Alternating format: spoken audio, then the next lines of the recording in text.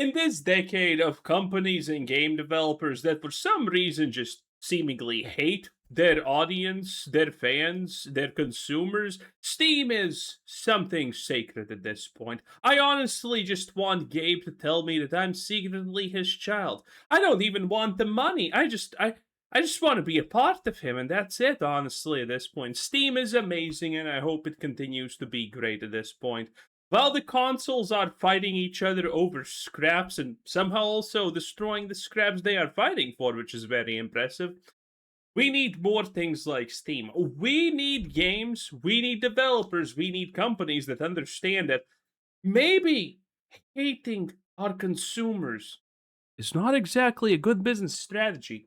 Now I know this is quite insane what I'm saying, but maybe there's gonna be a world where this is true at some point. I can't believe that you guys would do this. It's unbelievable to me. All the failed games, all the millions of dollars that are being lit on fire, all the developers that are getting caught up in this Thanos snap of layoffs that's been going on, and it's all Nintendo's just continue snapping until there's nothing left to snap. I mean, we will not lose anything. because you just wanted to voice your opinion online using the microphone that Steam gave you. No wonder these guys are being sued. No wonder these guys are constantly being called for regulation. They're costing these companies a lot of money. We're costing these companies a lot of money. It's unbelievable. There's been a lot of instability in the games industry over the past few years, with more games failing at an ever increasing rate. And a lot of these games, especially on the AAA side, in most The fact that AAA thinks that they are entitled to the concept that gamers buy their games when they release them is one of the most craziest things that has happened. cases would have normally been able to make back their money, but something is keeping these guys from being able to do that. They're having a lot of problems right now. But when you zoom out, you come to realize that while the rest of the industry has been declining, well, Steam has absolutely been exploding. And because of their rise to the top, well, they also brought something more deadly with them: user reviews. Something that we have probably always thought was relatively inconsequential. Remember when Ubisoft started demanding that SteamDB censors how many people are playing a game, so no one can track how bad Skull and Bones is performing? That was a good day. To us. I mean, it's just us talking about whether or not we liked a game, trying to get people to play a game that we enjoyed or stay away from a game that we didn't like. But it's something that originally just really didn't have that much of an impact. But that was before Steam grew. See, now Steam is some odd 6 or 7 times larger than it was when Steam reviews came out, and now it's one of the largest platforms, or the largest platform in the entire industry, and the effects of those reviews are now devastating. You know what's the funniest part about reviews? They do nothing. You cannot trust them. The average person cannot trust a review on Steam. Think about it. How many Mixtape has like a 90% positive score on Steam. No one likes it. It's garbage. But Steam just proves how honestly useless reviews are. Marathon has a 90% or 80% or 70% score or something like that. Starfield, maybe Starfield didn't have a good one, but there are so many games that are absolute garbage that every reasonable person hates except activists. And those games just have like an 80 plus score on Steam. Now, granted, in a lot of cases, the Steam score is very accurate. Beast of Reincarnation is currently at 50%. RIP AI garbage. But other than that, I mean, there are so many examples where if you're a normal person who doesn't understand these things, there's a chance you're gonna get duped by the reviews. It's hilarious, honestly.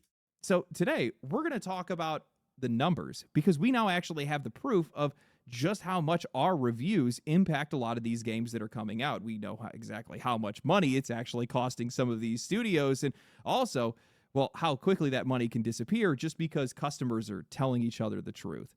I've also went out of my way to also poll my own audience and ask people exactly how they use the Steam store, and what I've come to find is Out of my way, dude. Making a poll is less than 30 seconds, okay? You did not exactly go out of your way to get the opinions of the people watching the video, okay? I usually ask what people leave it in comment form because it's a lot more useful in a lot of cases, but still. Is that the industry has completely lost control. Before that, I wanted to give a quick shout out to Starforge Systems and thank them for sponsoring today's video. Overpriced garbage. People fully understand just self-centered and formerly and just how weird the games industry is right now. I've got a former PlayStation executive and another formerly of EA and Epic teaming up in my replies because I called them out for describing players who were voicing their opinions as self-centered and entitled over conversations about physical media and ownership. These guys genuinely think that they know better than you. They think that they are entitled to your money and somehow that the customer is still the problem while this entire industry is just spinning out of control. I mean, PlayStation and Xbox just recorded some of their worst months in decades. Layoffs are basically an annual tradition now, and For PlayStation, the bad times are only starting. That's my favorite part because it's gonna get worse. Again, we talked about the PlayStation situation a lot. We can't see the damage that the no disc situation has caused yet, but we will see very, very, very soon. franchises that used to print money are falling apart. Battlefield lost its players. Call of Duty has had its worst sales in nearly 2 decades. Dragon Age almost folded its entire studio. Ubisoft's biggest franchises have drugged them near collapse. Halo Campaign Evolved. Halo, out of all franchises, has just embarrassed itself with a peak of only 25,000 concurrent players on Steam and reportedly only 1% of their users being on PlayStation. Now, there are a lot of reasons for this. I mean, everyone expected, honestly, that. And a lot of reasons that we've already talked about on this channel. Prices are going up, quality is going down, the cost of living is brutal, and well, a lot of these companies are moving their games away from the people who would actually want them. But while the traditional industry and a lot of these guys, like these executives that are talking shit, have spent the last decade sliding backwards, Steam has kept growing. Basically the only company. And I think part of that is pretty simple. Players have gotten louder, our opinions have gotten louder, and Steam has given those opinions a place where they can actually cost somebody money. I don't know about you guys, but I don't think the players have been louder than they are today. If a game is The funniest part is honestly the fact that Steam doesn't even try to do any of this. Steam just gives people choices instead of taking them away. And that's it. Not even giving us great options in a lot of cases. Steam just gives you the ability to do things. And it's winning just because of something that simple. good, you know about it. If a game is bad, you definitely know about it. When one of these companies does something that the players don't like, they make it impossible to ignore. And nowhere has this become more consequential than the review section on Steam, where those opinions can now cause a game to absolutely tank. I mean, keep in mind, years ago, buying a game involved a lot more trust. You'd watch a trailer, maybe read a couple reviews from a games journalist, look on the back of the box, and just kind of hope that the thing that you were buying is what these guys were actually advertising. Unless there was some enormous controversy that was surrounding the game, there's probably a pretty good chance you wouldn't hear about any performance issues or missing features, aggressive monetization, or some dog shit account requirement until after you had already handed over your money. And what nobody has realized is that while all that had gone past, well, Steam has completely changed this process. Valve launched Steam reviews back in 2013 when the platform had just crossed over 7 million concurrent users, and at that time, reviews were useful, but Steam as a platform really wasn't all that big, so, well, those reviews really didn't have that much of an impact. But fast forward to today, and while the traditional industry has spent the past decade in a contest of who can suck harder, Steam is absolutely... I love that there's literally just an attack chopper boss fight. This is why Palworld is great, okay? Absolutely exploded. The platform now peaks at a concurrent player count of more than 42 million players.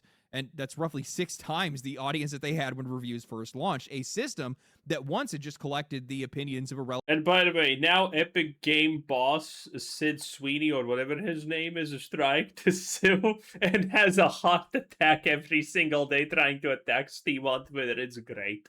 Relatively small corner of the PC gaming space, now places the collective verdict of the largest gaming audience in the entire world directly in front of every potential customer. And you can follow a game for years. You could watch every single trailer. You could get swept up in the marketing. You could reach that store page with the full intent to buy. Man, you saved up the money, but then you see one word before you even reach that purchase button. Negative. Mixed. Suddenly, that game doesn't look all that exciting anymore. You start scrolling to find out, oh, the performance. I personally would never see a game on Steam that has a below 70% user review, I'm instantaneously kind of like, this could be actually really, really bad. Now, and then I do a little bit of looking into the comments what people are saying. 60% is, unless it's really speaking to me, unless the clickbait is really good, I'm probably going to ignore it. 50%, I'm ignoring it no matter what. 80%, 90%, I'm actually going to look into it. Yeah, Steam is kind of wild. This is terrible. The servers barely work. Half of the features are missing from the game, and the publisher also slipped in something that was conveniently never in the trailers for the game. The entire marketing campaign now has to survive contact with the people who already bought the game. And we finally have an idea of just how powerful that has become, how powerful we have become by extension. Games Discover Co. recently published the results of a survey looking specifically at how people are using Steam reviews and how much those reviews influence their purchasing decisions. And when players were asked how often they check Steam reviews before buying, more than 70% said either always or most of the time. And the rating itself doesn't even have to be that bad for these guys to start walking away. More than 20. God, imagine how pissed these people are, by the way. The fact that you actually are checking stuff out before buying.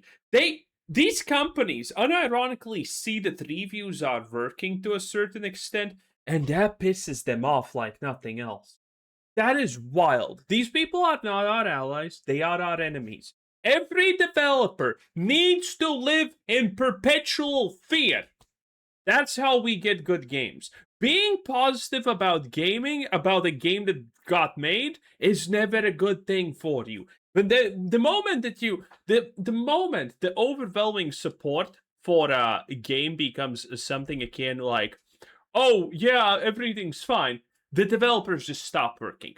They instantaneously make the game worse. They do not try, and the game is gonna go to shit really, really, really fast. Devs make the best games when they are pretty much in threat of duress. That's it. That's when the best games are made. When they are afraid for their jobs, their livelihoods. And I want to keep it that way. Never, never tell a game developer that they did a good job. Always demand more. Never lower your standards. Never be satisfied. That's how we get the good stuff.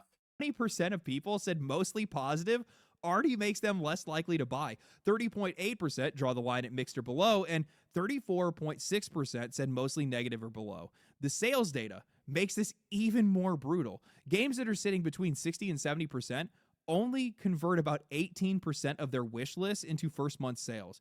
Once they cross the line to 70%, that jumps up to 29%, and games that are above 95% positive convert 51% of their sales. Yeah, I think this is completely reasonable. Yeah, I do think this is reasonable. Getting like a 90, I actually am kind of surprised that the difference between 95 and 100 is this vast, by the way. This is an insane reach. Although this could actually be a statistical anomaly, the same way that this is a statistical anomaly. So this right here is most likely a statistical anomaly because most games are not between 90 and 95%. They're either below 90 or above 95, which means there are very few games where this number probably gets factored in. So this is just not enough data to probably show an accurate thing, because we should be seeing it roughly here because that's how statistics usually work for things like this. It's also strange a little bit here that there's a drop off, but this is supposed to probably be all even. And this most likely is also probably even. And then I wonder how 50 looks. Is it below or the same as this? But in any case, interesting statistics. Dropping into mixed doesn't just cause you a small decline, it can wipe out more than a third of a game's potential sales and nearly 2/3 compared to the best reviewed games on the platform. Now, by the way, this is also inaccurate because it's just wish lists. A lot of people don't wish list anything. I don't even know how the wish list thing's actually on Steam. I have no idea where do I press the button. I just buy stuff when I'm interested in it. I wanted to see if these numbers would actually hold up against a much larger group of people, so I ended up running my own polls just to be able to check the data, and I asked people whether a negative Steam review score had ever stopped them from buying a game that they had already intended to purchase 17% of people said always. Another 71.8% said sometimes, and only 11.1% said Eh, it's kind of hard to actually say this because sometimes means yes and no, and always and never are very, very, very hard, hard words. Not a great poll. Not a great poll. I have seen many polls, but this is not the greatest. A little bit flawed, but it's fine because it's legendary drops. Friend of the channel, great guy. Not the greatest polls, but great guy. I love him so much. He's the best. We talk every day. We're pretty much engaged. never. Then I had asked what people do when they actually notice a game has a mixed rating or lower. 63% of people said that they always go and read the reviews to find out why. Another 29.8% said sometimes, and only 6.3% said never. So nearly 9 out of 10 people have had Steam reviews interrupt a purchase that they intended to make already. And more than 9 out of 10 will also investigate the moment that they see that warning. And this just proves that we, consumers and gamers, are not idiots. And this probably makes modern Ubisoft, Activision, Bethesda, Xbox in general see. These are not people that are aimlessly scrolling through Steam with no intention to buy anything. These are people that already knew about these games. They already had seen the trailers, they followed the coverage, and they developed enough interest to be able to actually go to that page, and they were considering spending money on it. The publisher had already done the hard part. They got them all the way to the store page, and then the people who had already bought the game first convinced them to walk away. That is an insane amount of power for one little section of a store page to have. A company could spend 5 years and hundreds of millions of dollars trying to make a game. They could spend another $100 million trying to convince you to buy it. And then the most important part of the entire campaign comes down to 2 words written by Steam, and some guy that played it for 2 hours already returned it and said that the game deleted his save. At that point, the rating is now a part of the product. A $70 open world RPG is not just a $70 open world RPG anymore. It's a $70 open world RPG with a mixed rating next to it. And for most people, that basically means, do I really feel like dealing with this? And looking at the data, most of the time, the answer is no. Now, if we go and we flip that, well, we get a completely opposite answer. Some random indie game can come out of nowhere from a developer nobody has heard of with no massive marketing campaign. But if it says overwhelmingly positive, people immediately go, okay, what is this? Thousands of people have already taken the risk, and those people are giving that rating a level of credibility that the developer would have never been able to actually buy through advertising, and that's huge. It's a huge reason why we're seeing a lot of these games exploding on Steam right now, while a lot of these massive AAA releases are struggling. Steam doesn't care how much the game costs. They don't care how famous the publisher is or how bad some executive needs their bonus. If the game is good, the reviews can actually become the best marketing campaign in the entire world. If it's bad, well, it's probably going to bury it. Criticism used to live somewhere else. It was in magazines and videos and forums and social media posts, places that you would have to go looking for it. Steam took all of that and put it right in front of you while you still had your wallet out. Publishers have been dealing with people complaining about their games for years, but what they've never had to deal with is people that have been standing right beside the buy button telling everybody else not to press it. I really think that the Steam review system is having a massive impact on the games industry right now, and most of these guys probably didn't even know notice it happened because it just kind of happened slowly but surely over time. When you see a platform increase its player count by 6 or more times, that means that the volume of reviews is going to increase, but it also means that the amount of people... I'm pretty sure we also had some kind of thing, I don't remember when, this was years ago, where some companies demanded that Steam allows them to curate their reviews or something like that. I mean, let's be real, all of these big companies have demanded some crazy shit from Steam over the years. Then they got mad, then they left, and then inevitably they all crawled back to Steam one by one. The story repeats all the time. It never gets. It always keeps being funny. People that are reading those reviews are going to increase even more because somehow like 3% of players are the ones that actually leave any of these reviews. So if you put that into context with the percentage of numbers of people reading them, it's absurd how many people are actually reading these reviews and making decisions based on what those reviews are saying. And it's making them matter more and more. And this has all been happening while the rest of the industry has been declining. And I just think that these two things are lining up almost perfectly in this case. And the other thing that I think is really important to bring up, I really do, is that on Steam, you see the review score before you see anything else. It's literally planted right there next to the game's trailer. You have to scroll down to actually see the purchase, like whether you're going to buy the regular edition or collector's edition or whatever else. That stuff's lower. So the first thing that you're going to see is what everybody else is saying about the game. And of course, that is going to have an impact on what you're thinking. This is a complete inversion of the dark patterns and just general marketing practices of basically any other industry. In most cases, companies want buy now to be the very first thing that you see, the option for you to be able to do that. But Valve, putting transparency first, transparency above all in this case, throws everything that you need in front of you before you can even add it to the cart. Right. Being just nice to your customers is amazing. You know, it's my favorite example of being nice towards customers. You probably have heard this, but it's about how casinos are built. And how so you lose track of time. There's no windows, small spaces, all of that shit. Yeah, none of that actually works. Turns out casinos had actually ditched that garbage because it was made on bad data and actually, made people feel comfortable while in there. Got a lot of more people addicted to gambling and returning and increased their profits tremendously. Okay? Being just nice to your customers is insane.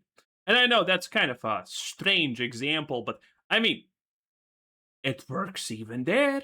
So it's kind of amazing, it's kind of actually amazing where everything can work. And obviously, this works on small local shops and whatnot. Because let's be real, if you have been in a local shop and the person at the cash register is an asshole, you probably don't want to go there again.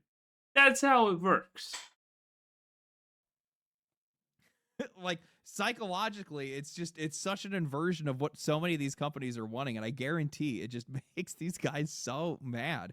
And from a business perspective, it makes sense for these guys because by doing that, they are lowering their rate of returns. They're also lowering any like customer service tickets that they have or anything like that. This is more of a strategic move than it is a benevolent one, but it absolutely drives these companies crazy. I know that for a fact because if you go and look at their platforms, buy now is the first thing that you see. It's the first option you have in some cases. The second you... Yeah, and it's really fucking annoying. And that's the reason, actually, that is a reason why I personally hate using a lot of platforms because of this. Because it's just some kind of aggressive asshole-ish buy now. With Steam, my biggest problem was when I started buying stuff was, where's the buy button? I don't understand it. It's not streamlined enough.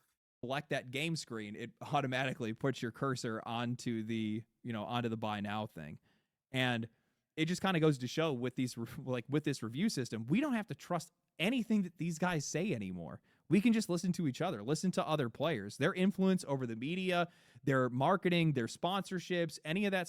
Granted, we are currently extremely close to the point where AAA games are just gonna literally fake the reviews.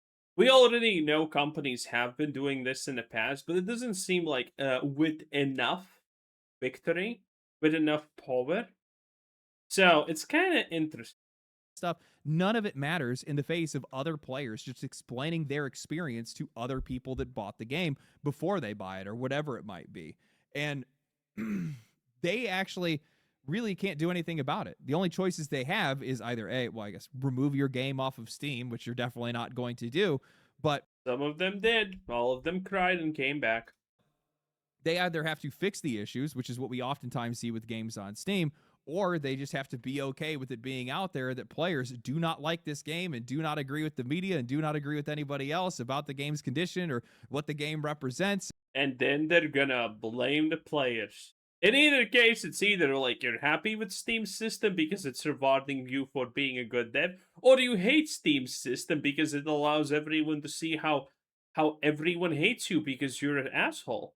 Very simple stuff, honestly. Anyway, that was Legendary Drops 10 out of 10. Bye!